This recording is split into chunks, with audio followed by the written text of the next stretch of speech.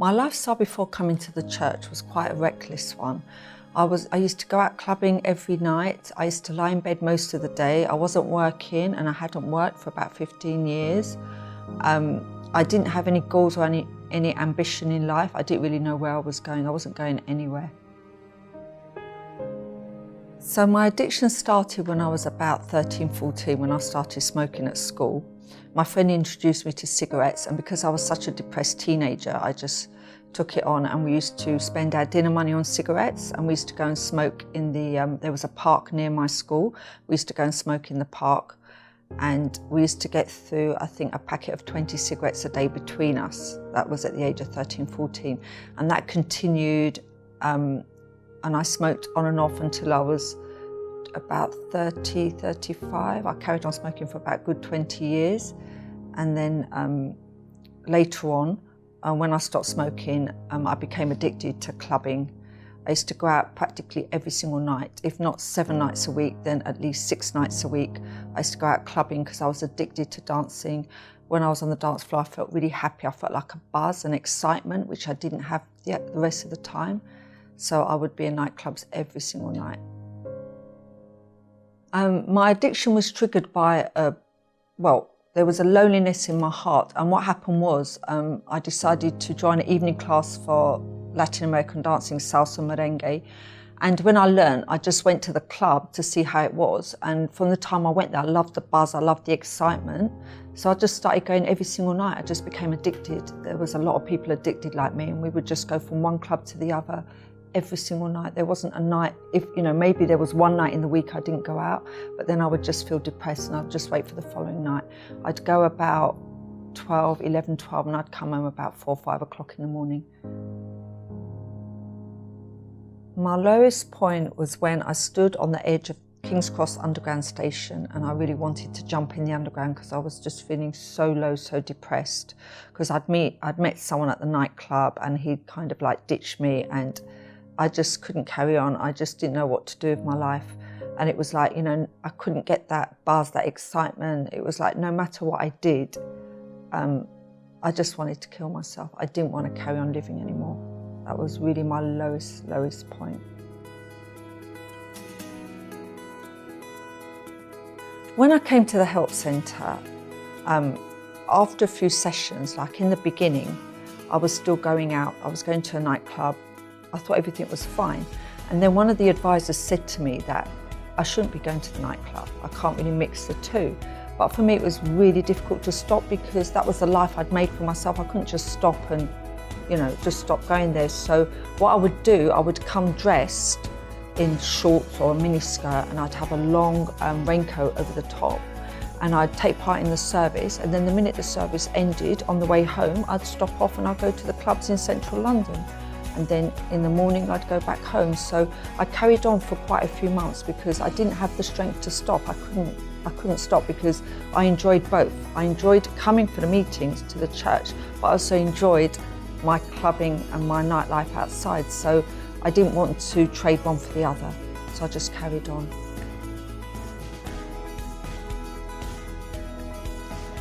I've been free from this addiction, it must be about 16 years now. I don't go to clubs anymore. I'm not addicted anymore to dancing or anything like that. But it was so crazy because in the beginning, I'll never forget that I came for a meeting for a church service, and during the offering, they gave me a free Bible. And I remember I was so happy to receive this Bible, and I put it in my pocket in my raincoat, and I went to the nightclub and I lost it in the nightclub. So the following morning, I rang the nightclub and I said to them, have you found my Bible? I lost a Bible in the nightclub. And they just said to me, we don't do Bibles, and they put the phone down on me. I think they were quite, annoyed that I would even bring a Bible in the nightclub, but that's how bad the addiction was. And I remember feeling really, really upset that I lost this brand new Bible that I was given as a gift. But I just couldn't stop, I couldn't balance it. But now, thank God, I'm free. I'm completely free.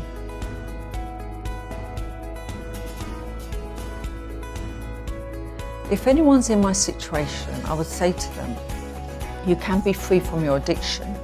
But obviously it's a process, but the first thing is you have to want to be free. You have to want it in your mind, because when I finally made a decision that I didn't want this way of life, then, obviously I asked God for strength to help me, and He helped me, and I was able to cut the dancing, I was able to cut the smoking, because the smoking I would smoke on and off. I was able to cut everything because God gave me the strength to be able to do what I couldn't do on my own. So, anybody who's in my situation, don't give up on yourself. There is help available. You can be free. You can have a happy life. Because before I wasn't happy, even though I smoked, even though I danced, even though I went clubbing, I was not happy. I was the most miserable person. I would wake up in the morning and I would cry. I would go to bed crying, but now I don't have any addictions. I don't rely on anything to make me happy, and now I'm happy on my own.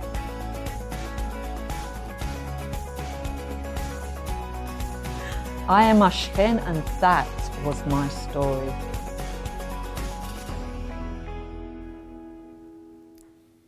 A very good evening and welcome to Finding Answers. Now, I want to start the program tonight by doing something a little bit differently than what we usually do. I want to start by reading a Bible verse to you, just one verse. And trust me, even if you don't believe in the Bible, or even if you're of a different faith or no faith at all, I truly believe that the Bible has lessons, life lessons for all of us, and possibly the answers to every of life's questions. But listen to this verse, very, very powerful. It says, for where your treasure is, there your heart will be also. Where your treasure is, that's where your heart is right now. Let me explain to you why I read this verse to you tonight. What is a treasure? A treasure is something that you cherish, you look after, you value, and something that you fight for tooth and nail for you not to lose it. When you translate this to relationships, we see how some people have made their partner their treasure. And sometimes that partner may not be good, may be an abusive partner, maybe someone who's taking advantage of that person, because they know how much they mean to you, and even though you may not mean as much to them, they take advantage of the fact that they are so important to you. And because that person has become your treasure, your heart is there. Your heart's on this person. Now here's the problem with this.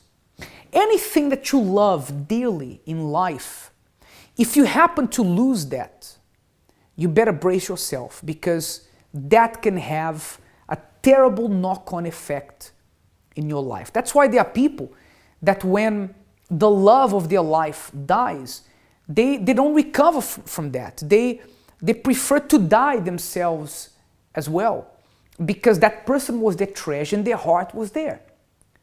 And that is, sometimes that can be very, very unhealthy.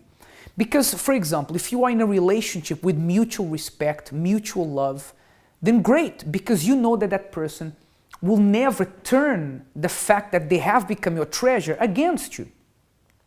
However, if you are in a relationship where the person may not have your best interests at heart, they may very well use this against you. That's why there are people who are in relationships that are one-way streets. They don't get anything out of it, they just give, and yet they don't have the courage to abandon that relationship because that person has become their treasure. You've become addicted to that relationship. And just like an addiction is a negative thing because it gives you a good feeling for a while, but it eventually eats away at you. That's how some relationships are. And the worst of all is that there are people who are in relationships like this, and they know that this relationship is destructive. They know that there's nothing healthy about it, because when a relationship is good, it makes you feel better.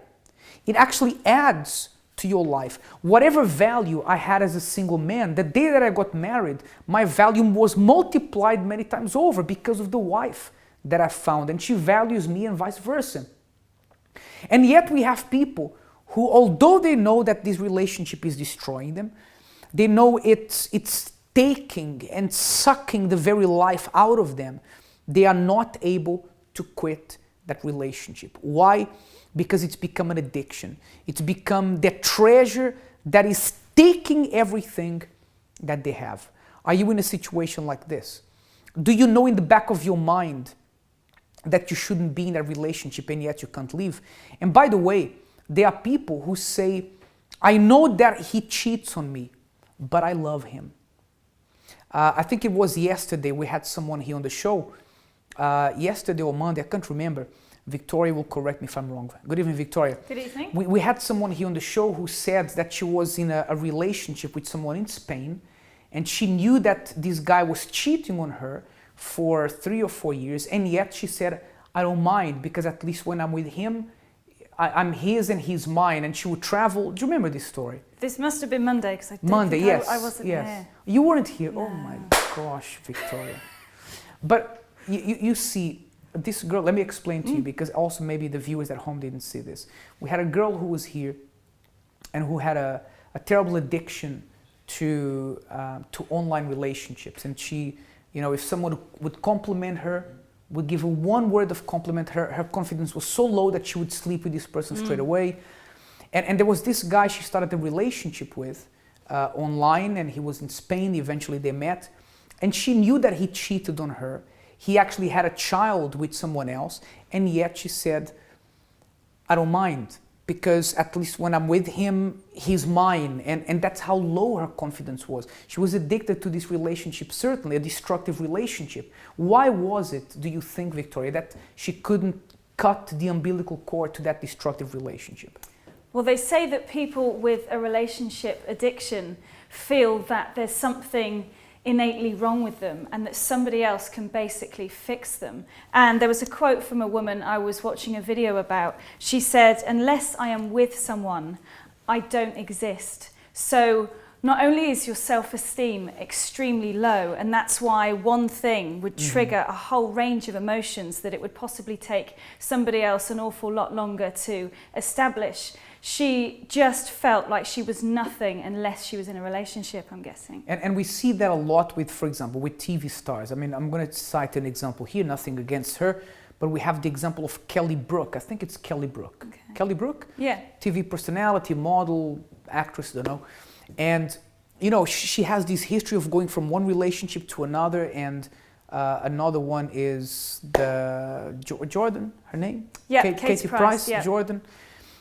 Same thing. She goes from one marriage to another marriage and to another marriage, and the day that the marriage ends, she's already slagging the other person off on TV. I mean, that's very unhealthy, because even if the relationship ended, you need time to recover. You need time to look at yourself, see where you went wrong. And perhaps you don't do that to yourself. You go from one relationship, you go to another, and always, the relationships end badly. Do you know why? Because you never really stopped to look where you were going wrong. And maybe you've built this list of unsuccessful relationships, perhaps all of them abusive. Because when the person thinks they depend on someone else to be happy, they're never happy, because they put their heart in that person becomes their treasure. Their life revolves around that person, even though that relationship may be unhealthy. And they're obviously not thinking about themselves. So we saw this at the Love School, actually. They were saying you need to put yourself first, and you need to love yourself before you move on and make somebody else happy, because you're just constantly looking for something that maybe that person can't give you. Yes, and actually that person, what you said now is very important, because that person can never give you that happiness you're looking for. That person will complement your happiness. I wanna speak to you now, who you're watching me and you are currently in an abusive relationship. Perhaps you think you are a magnet to men who abuse you. Perhaps you're not a magnet to men who abuse you. Perhaps you choose anybody, whoever that person may be, because you are not happy. You just want to be with someone, and even if that person abuses you, you accept that because your standards are really low. And perhaps, please, not perhaps, but please don't be offended when I say to you that maybe your standards are low. It's just that you are so desperate to find happiness in someone that whoever steps into your life, you accept that person. And maybe you've never really dealt with the issues you had. Maybe you've never really dealt with your insecurities. You just build this catalog of destructive relationships and you don't really get anywhere. If you need help, if you're tired of being used, abused, maybe you say, James, for once in my life, I want to find someone who cares really about me. I want to find someone who don't just think about themselves. I want to find someone who looks at me and sees my value. I don't want to find relationships always that are abusive and people destroy my plans for the future and put me down. I want to be happy. If you want to find that, maybe you've never found it, and you want God to guide you to this person. You know, the secret thing is to make God your treasure, to put your heart on Him, to find your happiness in Him first, so that then you can find an additional part of that happiness in a relationship. But if you're struggling with abusive relationships, broken marriages, broken relationships, people who cheat on you, and let me just say one more thing, and I'm going to go to Victoria on this one. We're actually doing this segment a little bit longer than what we usually do, because this is a big deal. Relationships are a big deal. Do you know at this moment, Victoria, what is the average time from the moment that a person meets someone to the moment they sleep with that person? Do you know what is the gap, the window between that first date and the first time that they sleep with someone? Was it 4 dates? It's 4 dates, which is spanned over an average of 2 weeks. Right. So the average time that someone takes to sleep with someone that they just met or they just went on a date with is 2 weeks. Now you think about that and you say, well, James, what's the big deal? Everybody does it. Just because everybody's doing something, it doesn't mean that it's good for you. And perhaps you doing that, surrendering yourself even without seeing if that person is good for you, if that person has something to bring into your life, it just shows how you haven't really been valuing yourself. Perhaps everything contributes to you thinking that this is okay, but maybe you know exactly what I'm talking about. Maybe you've tried to lower your standards because you thought it's easier to find someone if you do that, but maybe it hasn't helped you. And if you've tried and it hasn't helped, perhaps it's time for you to change your strategy. Before we go to the break, if you are going right now through an abusive relationship, a broken relationship, perhaps you are this person that you are addicted to being with someone, no matter who the person is, you have this addiction, you cannot be by yourself, then I want you to contact us, give us a call, because you need to fix your own company so that someone can at some point enjoy your company. You need to be a good person to be with. Right? It's not just enough to be with someone or someone being with you. You have to be good to be with. Otherwise, you know, after a while, people get tired. And Victoria, you are a psychologist. You perhaps can back me up on this. But when a person is too unsure of herself, too needy, right? You may even be attracted by the person's outside. But once you get to know who they are and all these insecurities, it becomes very off-putting, very unattractive. Do you agree with me? I do, and people who have relationship addictions are described as very clingy and very jealous. Now, being very clingy can suffocate somebody. So initially they may think, oh, this is nice, this person wants to be close to me all the time. But then it starts to get suffocating. And with jealousy, that's when it can really turn nasty, because people can get really angry and really jealous. And both of those things will just turn somebody away from you. Absolutely. Now, we've made this first segment really, really long. We don't usually do this, but I wanted to really speak about that. That's why we took a little bit more time. If you are going through any of the relationships we mentioned here now, you need help to feel happy with yourself so that eventually you can find happiness in a relationship, then do give us a call, 020-7686-6300, 020-7686-6300, or send us an email. Our emails are working, help@findinganswers.tv. You can also contact us via Facebook or Twitter. How can they do that, Victoria? So I've got my iPad here with me, so if you'd like to send us a tweet, just start your tweet with @FindAnswersTV, or on Facebook, just search for Finding Answers and you can contact us via that. We're going to go into a break. We'll be right back.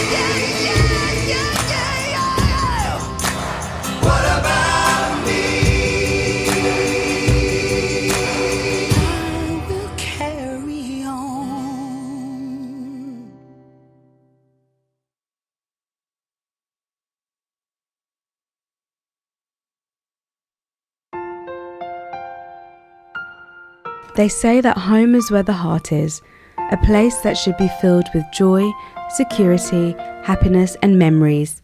However, sometimes our own blood is the cause of most of our pain. Before you lose hope, try this. Every Thursday, come and pray for your family and receive the guidance and support that could help you all reconnect again. After all, no amount of success can compensate for a broken family.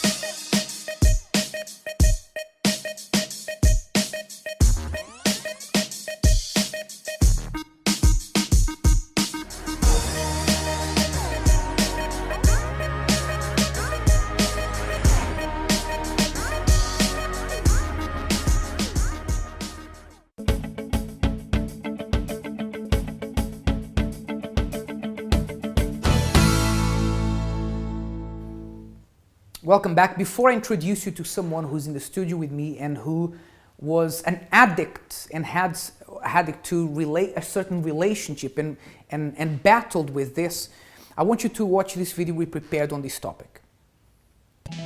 Relationship addicts spend too much time and effort on a person to whom they're addicted. They value this person above themselves, and their focus on this person is obsessive. This results in relationship addicts neglecting to care for themselves in a variety of ways. A relationship addict's core fantasy is the expectation that someone can either solve their problems, provide unconditional care, and take care of them. Relationship addicts may become extremely jealous and angry, even resulting in violent behavior, which stems from feelings of fear, anger, and emptiness. They often stay in bad relationships because they need love now. An addictive relationship is one that brings you pain, embodies a love-hate dynamic, and is frequently disrupted by conflicts, dissatisfaction, and emotional or even physical violence. It is addictive because despite being aware of how dysfunctional the relationship is, you keep buying into the dynamics. You keep participating in the conflict. You keep being focused on what the other person is doing wrong and what the other person needs to do to make things right. The only way out of an addictive relationship is to change how you function, what you are willing to put up with, and to develop the courage to make changes. Relationship addicts ignore or pretend that what is happening isn't really happening, which leads you to remain stuck in an addictive relationship. If you are a relationship addict, you need to acknowledge that you are the addict. You are the one stopping yourself from making changes that will improve your life. Your self-esteem, your options, your reactions, and ultimately your future and every present moment in your life. So, how do you move out of an addiction? Be present and accept and acknowledge the truth about what you're feeling, what you're thinking, and what you want. Stop judging your feelings, thoughts, and wants. Just accept them. Then decide what to do about them. Increase your love for yourself, your own uniqueness, your own views, and your own yearnings. Don't depend on your partner to do this for you.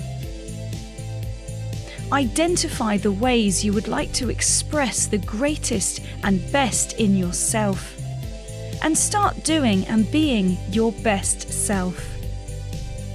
Make choices and take actions that reflect your best self. Don't allow yourself to be treated any less than your best self truly deserves. So it's like a boost. Things were really tight. Today, the way I see myself is completely different.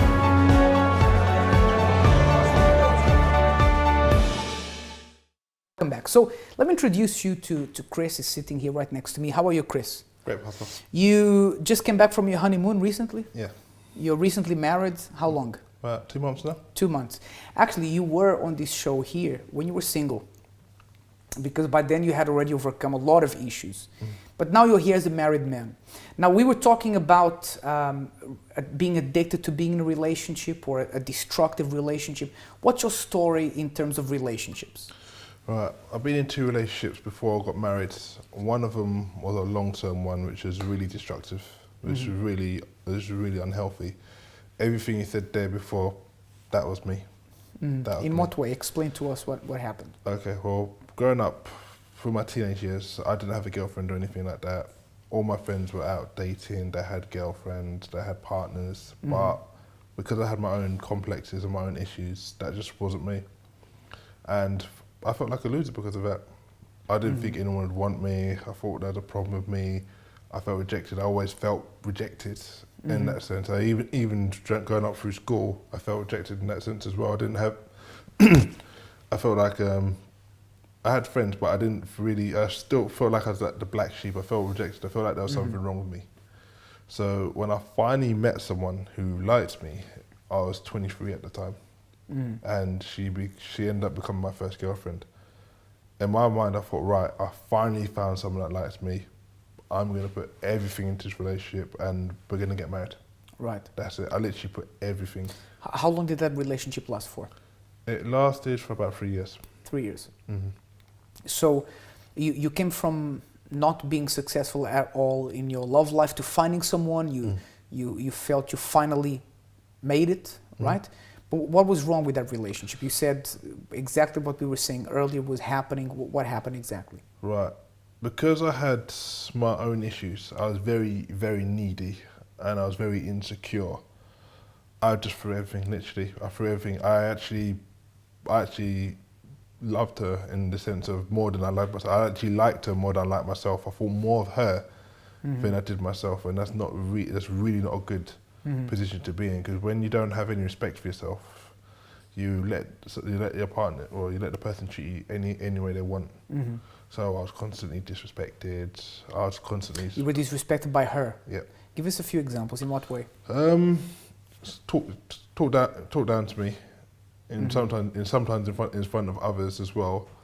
Go out, I'll just get ignored. For example, I remember a few times now. I look back and laugh. We'd meet up, and if you're walking by yourself, you can listen to music and stuff, and it's not a problem. But when you're with someone, it's not really polite. But so guys would go out, and she would be listening to music and ignore you. Yeah, and she would have her headphones as well, like. So she would talk down to you. So during that time, I mean, how did you see that? Did you say, well, this is normal? I mean, you never had any other relationship to compare this to. So I mean, how did you deal with that? I was very unhappy. I was very unhappy because all of it, because I felt a lot of it. I felt rejected. But I just thought, you know what? I actually thought there were times I was really unhappy. Thought, you know, I'd have to deal with it because I actually thought no one else would want me. I thought no one else would want me, so things would change. It would get better. I just got to deal with it. So you were just, you know, going along for the ride, just see where that would take you. I mean, you never thought this is not a person for me because this person doesn't respect me. I think I can do better. You never thought that? I didn't think I could do better. No. So you wasted 3 years of your life. Pretty much, yeah. How did that relationship end? Did you end it? She ended it? How was it? Well, there was a time, for a long time, I knew it wasn't going to work, but I was holding on to that relationship for dear life at one point. I knew it just wasn't. It was just going down. It was going down. I was unhappy. I mean, there was even times when she would call. I'd look at my phone and I'd be like that. But again, that feeling, no one else would want me. This is it. I would put up with all of that. But then one time, I just realised after a little while, after I was attending the church and everything, one meeting I realised that which is not going to work. It's not, and it wasn't easy. It wasn't easy because. But what happened? Did you call it off? Did you break it off, or she did that, or what happened? I broke it off. I broke it off, but it wasn't easy because I was so attached. And I was a very emotional person as well because I was very clean. I was very emotional. It took some time. I mean, at the time we didn't speak for 2 weeks, and it took a lot. It took a lot of. I literally had to dig in deeper, but I had to do it. So, but you see, for example, that what you did is completely the opposite of what many people do, because they are in relationships that have no future. Like you said, you know, people who are verbally abused or put down or whatever, but they do what you did for a while, cling on for dear life in that relationship, but they don't break it off. They know there's no future, but they carry on. So you made a decision. When you finished that relationship, I mean, how did you finish that relationship? Because you believed that there was something better for you, or you just had enough? Why did you do that? I realised that where I wanted to go, I realised that where I was at the moment, I was in a very unhealthy state, and where I wanted to go, I wasn't going to get there. I wasn't going to be happy. I just realised it had no future. I realised it was going in different directions. We wanted different things. So it had to end. Right. Yeah. So when you ended that relationship, what did you do to make sure that future relationships wouldn't be like that? How did you work on yourself as a person? Well, to be honest, when we first broke up, I became depressed for a little while. To be honest, because I was so attached to that relationship, and and to be honest, I knew I had to work on myself. I knew I needed to sort out certain things, and I did to a degree. I did, but to be sincere, I got into another relationship. I think it was about a year after, but I still had I wasn't as bad as I was before, but I saw certain little key traits that was still there. And as I think Victoria was saying before, when you got those traits in you, it can put the other person off as well. So that one ended, and after that I said, you know what, enough. I'm not going to keep on jumping from relationship to relationship. I'm going to take my time. I'm going to identify where I went wrong, and I'm going to deal with that. Right. So before that, anyone who would show interest in you, you would have jumped at the opportunity to be with the person. Is that how you saw it at that time? Possibly, yeah. Possibly, but yeah. Maybe not too much like that, but okay. I made it sound too desperate, no. Right? But at some point, you know, on some level, you perhaps felt flattered that someone took interest in you, and so I mean, what happened? You worked after that second relationship ended. What did you do differently to prepare yourself for where you are now? What I did is I saw things which I realised were a problem. I literally had to face this and right, this is a problem, this is a problem, this is a problem. I had to identify little things. For example, I spoke about the cleanliness, the neatness, and I had to figure out what's causing it. So I had to attack that. I had to deal with it because I realised if I don't deal with these, I'm not going to be happy in my life, my relationships, and I had to take my time to get over So you took a break. Do you think that was a good thing to do? Yeah, it's the best decision I made in that sense. Right. I said, I'm not going to look for anyone at all at the moment. The time will come, but right now I need to sort this out because I can't keep going on like this. So I realised that at the moment that was the time I had to, and I realised as well I had to love myself first. I had to learn to respect myself first because if I didn't have the happiness within myself, I couldn't give that to anyone else. And you know, Chris, there's a lot of people who don't want to take that break that you took, that break for you to see where you're going wrong. They always blame the other person. They've had 10 failed relationships with the same kind of people, and yet the problem is always the other person. It's never them. Now, if you're shooting at an aim and you shoot 10 times and you miss 10 times, you better look at how you're shooting, because maybe you're doing something wrong. And the same thing is with relationships. So that time you took for yourself was crucial. And perhaps you don't want to do that because you're comparing yourself to your friends who've gotten married, who have kids, and you say, well, I don't have kids, so I'm being left behind. But you can't compare yourself to anybody else. So much so, Chris, that when you started working on yourself and you dealt with those issues, your situation is interesting because you didn't approach your now wife. Your now wife approached you. Yeah. But you're going to tell us about that after the break. So your wife broke the mold. I know she's watching us now, and she's probably smiling because I always mention this example. Because you guys used to attend the love therapy meetings, right? The seminars we do on Saturdays. And you are a fruit of that meeting. So if you are going through relationship problems, feel free to attend our love therapy seminars every Saturday at 7 p.m. in Finsbury Park. For more information, you can give us a call now, 020-7686-6300, or send us an email to help@findinganswers.tv. We're going to go into a short break. When we come back, Chris will be telling us how he changed and how he got to where he is now, happily married. 2 months, only 2 months, but happily married. We'll be right back.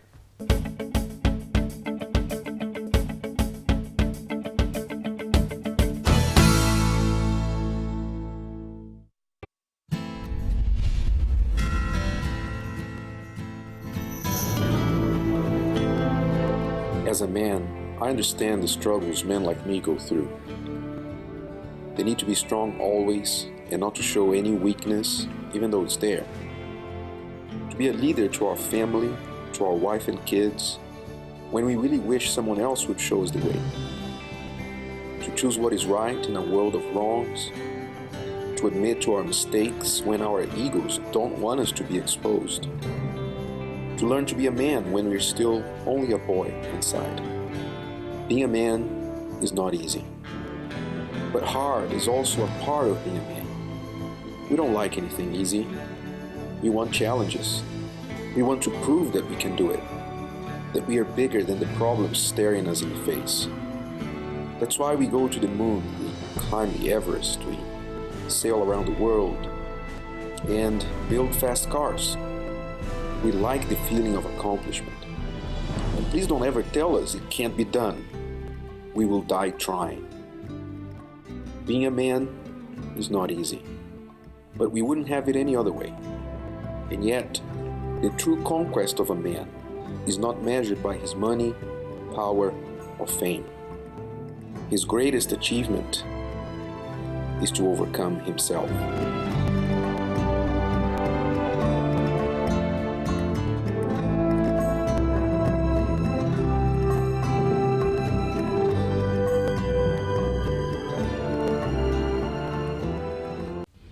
Many people struggle to believe in true love.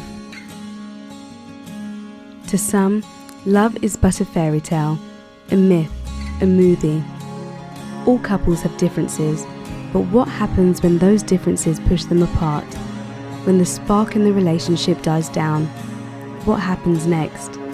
Introducing the Therapy of Love, a weekly session that is open for anyone who is searching for love. Our aim is to assist singles and couples in finding love and a lifetime of happiness together. We provide advice and helpful sessions for anyone searching for true love. Don't settle for an unhappy relationship. Take charge of your love life, build up your confidence and find the right person for you. Saturday, 7 p.m, only at the Rainbow Theatre. For more information call 020-7686 6000 or visit our website thetherapyoflove.com.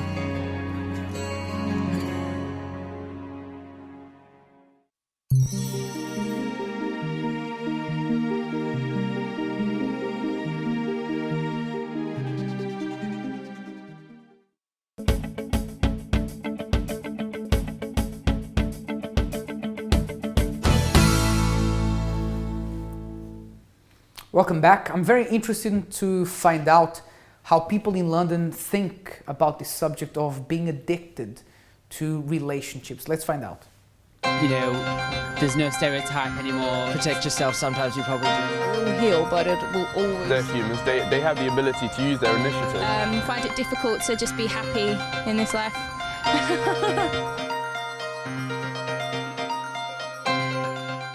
Hi, I'm Victoria Edgecombe, and tonight on Finding Answers, our topic is relationship addiction. So I'm going to be asking the general public, what do you think are the reasons that people become addicted to relationships? A relationship addict will stay in a relationship even though it's negative because they feel like they don't exist if they're not part of a relationship. What do you think is the cause of people being addicted to a relationship? Love. Just being in love, and the idea of being in love just makes you want to be in a relationship and not being alone. This is not my case, so I cannot really tell. But maybe they're afraid of being alone. Yeah, I think it's that. It's really hard sometimes to remain alone for a long period of time. So insecurity, I suppose. Feeling worthless without someone there who prioritizes you, I guess. You see, someone there said that the person is addicted to being in a destructive relationship because of love. And that couldn't be further from the truth, because love doesn't hurt the other person. Love doesn't inflict pain. Love protects. So certainly love, if you say, well, I'm in this relationship even though it's destructive because I love this person, you need to reevaluate that relationship, and you need to look up the meaning of the word love, because that's not love. Perhaps it's convenient to know that there is someone that you belong to, but actually it would have been better for you to be by yourself. Sometimes you need to make the decision. It's hard, it's difficult, like Chris said earlier. But sometimes being by yourself for a while, not permanently, it's not going to be permanent, but maybe being on your own for a while could be the best thing that happens to you. Now, Chris, going back to you, your wife, your now wife, did something very unconventional. I mean, usually it's the guy who approaches the girl, but in this case, after one of the love therapy sessions, she approached you. Tell us about that and the point to where you are now. I was leaving the love therapy sessions because, as I said a moment ago, I kept on attending. The reason why, because I wanted to work on myself, and I wanted to get my myself in order, because I saw in the two relationships that even though they're contrasting, I noticed there are certain things in myself that were recurring. So I needed to get rid of it. So that's why I continued to attend the sessions. I was just leaving one day. I wasn't thinking of anything in particular, anything of interest. And then as I was walking out the door, when I least expected it, I heard my name being called by my now wife. Yeah, and she said she noticed me for a little while and wanted to see if we're compatible, which is really interesting, because as I was attending love therapy, I wasn't actually looking for someone. I was mainly going there just to learn and just to improve myself.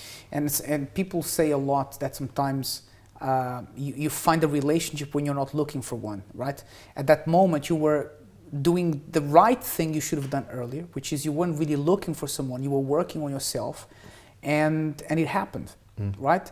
And I mean, that's not to say that if you had been looking for someone afterwards, working on yourself, you wouldn't have found someone, because I'm sure you would. But it just comes to show that that period of time you spent working on yourself was worthwhile, because, I mean, how different was this relationship to the previous ones you had? Very different. A lot of the issues I had, the recurring issues I spoke about before, they're not evident now. Right. Because I knew, and one of the things that I realised as well early is that I'm not the same person I was before. Because the same issues, for example, trust issues, being clingy, being attached, being needy, that wasn't there. Right. Those issues were completely gone. So I was able to, because I respected and actually rated myself, and actually respected myself, things were it was a lot more healthy this time. And that's the way things should be. Right. So because I took my time and I worked to myself and got my own life in order first, I was a happy individual, and because I was a happy individual, I actually had the tools to make someone else happy. Let me ask you a final question. If someone is watching us now, Chris, and they are in a relationship that they know is not going anywhere, there's no future in that relationship, but they stay there because they're afraid of being by themselves, or they're addicted to being with someone, what would your advice be to that person? Two things I'd say. First of all, if you don't think there's anyone else for you, it's a lie. It's a lie. You can be happy, because I'm living that now. I didn't think anyone else would want me, but now, as you said, I'm happily married. And if you know that it's not going to last and you're going to have to end it one day, the longer you take of making that decision to end it is the longer you take. You're delaying yourself being happy in your love life from finding the right person. Yeah. So. And the thing is, we know it's difficult to make decisions like this because sometimes you know, no matter how bad a relationship with, you sort of get accustomed to a certain ritual of having someone wait for you at home. Or sometimes the person doesn't wait for you at home. Sometimes you are waiting for the person and they don't show up at home for days. But no matter how bad a relationship is, there is always that kind of routine that you get used to. Perhaps a routine of abuse, perhaps a routine of disrespect, but a routine nonetheless. And you get used to that and you know, it sort of becomes okay. You get comfortable with that. And for you to go on and be by yourself, it's scary. It's like packing up and going to a different country and you have no one there to show you the way. It is a little scary. It's an adventure. But I tell you, the possibilities are amazing. Now, I'm going to go for a short break. When I come back, I'm going to tell you a little story about myself that happened to me when I first came to this country. And it's interesting because it's going to be a parallel or an example to show you of why you cannot be afraid of making it by yourself, on your own. Sometimes it's difficult, it's scary, it's the unknown, but it can be one of the best things that you can ever do. Stay where you are, we'll be right back.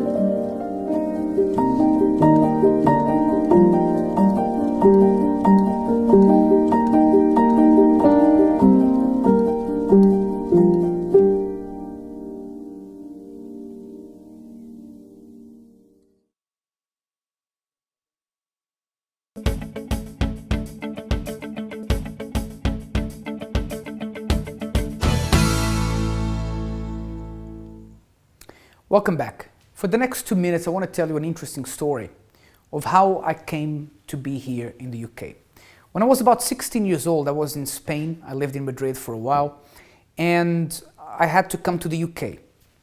And it was about the Christmas time, so I couldn't get any flights to get here for about a week. So someone told me, listen, you need to get to the UK, and you need to be there by tomorrow. So they wrote on a piece of paper, London, Finsbury Park, be on your way. So I bought a train ticket. I went to the train station in Madrid, bought a train ticket to Paris, and then knew that from Paris I could get to London on the Eurostar. And now everything that could go wrong with this trip went wrong. I bought the wrong ticket. So I got on the train had left the station, we were halfway through the mountains just off Madrid, and the guy who came to check my ticket said, look, your ticket's not for today, it's for tomorrow, you're on the wrong train, or the right train but on the wrong day. And I was taking someone else's seat, so they put me in a carriage with no electricity, I was 16, only 16, with a suitcase and a paper saying Finsbury Park. So I got to Paris, didn't speak much French, and I had to find my way here. When I got to then Waterloo International Station, I think now it's King's Cross, you know, I said, I'm in London. I didn't know anything about London or, you know, never mind getting here by train. And it was a little bit scary, but exciting at the same time. It was exciting. And, you know, first thing, I got off the station, I got into a black cab. And I remember till today I was asking the driver, you know, does it snow much here? And I started asking all these questions that the guy saw I had never set foot in London. So I said, look, take me to Finsbury Park, and this guy decided to take the scenic route. And in 1996, I paid over £100 to get from Waterloo Station to Finsbury Park, which even by those standards at that time, that's pretty expensive, as you can imagine. So this guy really made this trip worth as much as he could. Now, was it a mistake? Yes. You know, that trip must have probably cost about £15 then. But yes, it was a mistake. But the thing is, I learned, and it was a little bit, I wouldn't say scary, but you know, there was that trepidation, a country, I didn't know anybody here, I was young, but it was exciting. Even going around the corner to the off-license to buy a drink was exciting because I knew how to speak English, but it was the first time of putting my English in practice. I remember I got here on a Thursday, and Friday I started working. And it was different because I was dealing with people, and the point I'm trying to make is that when you make a decision to quit an abusive relationship, it is scary. There is that trepidation of you doing something that you haven't done in a while. But once you get there, it's exciting. And more than exciting is empowering, because you start doing things you never thought you could do. And that makes your confidence go from strength to strength. And someone who didn't believe in themselves, who had no confidence, immediately becomes someone who's very confident, because you start seeing yourself doing things you didn't believe that you could do. So my example is to show you that sometimes change can be great. And being by yourself sometimes can be great. I mean, that was a new experience for me. I was more or less by myself there, but it was good finding my own way, and it was empowering, because at 16 doing all this by myself, I said, yes, I can do this. And I hope that this experience can illustrate the fact that perhaps taking a step to go out of this abusive relationship can make all the difference. Now, Victoria is here with me, and she has 3 important steps to leaving an abusive relationship. Do you want to go ahead with them, Victoria? I have. You've just given me a headache with that story. That's so stressful. Okay, so 3 steps to leaving an abusive relationship. Number 1, this one might sound a bit odd, but it's be present. And what that means is don't spend the entire time thinking about your future. Think about right now. How are you feeling right now? So that's step number 1. Number 2, stop judging your feelings and your thoughts. If you're feeling whatever it is, just accept it.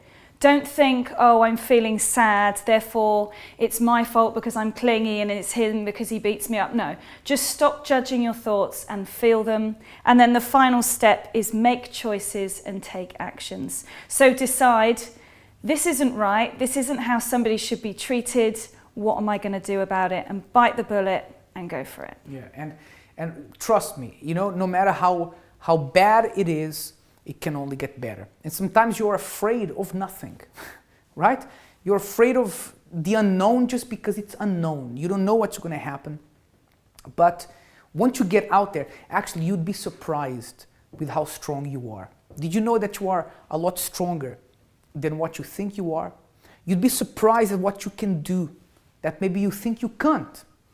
I want to challenge you. I mean, we've run out of time. We won't have time for the prayer tonight. But I want to challenge you to do something that you've been putting off for a while. Like Victoria said, sometimes you just have to decide what you're going to do and act on it. Maybe you've been putting that off because you're scared, you're afraid. You think, what if this person comes after me? What if I can never find anyone else again? even if that were true, you would still be better off than where you are. And even so, that's not true. You can find respect, happiness in a relationship. So I want to urge you, I want to challenge you to do something that you've been putting off. Make a decision, move on with your life. Don't be afraid to be alone for a while, because you will not be alone forever. And trust me, when you go on to another relationship after having dealt with the issues you have, not only will you be happier, but you will be making someone happy because you are happy. I hope that this program has helped you. We'll be back again with you tomorrow. Until then, have a wonderful night. May God bless you.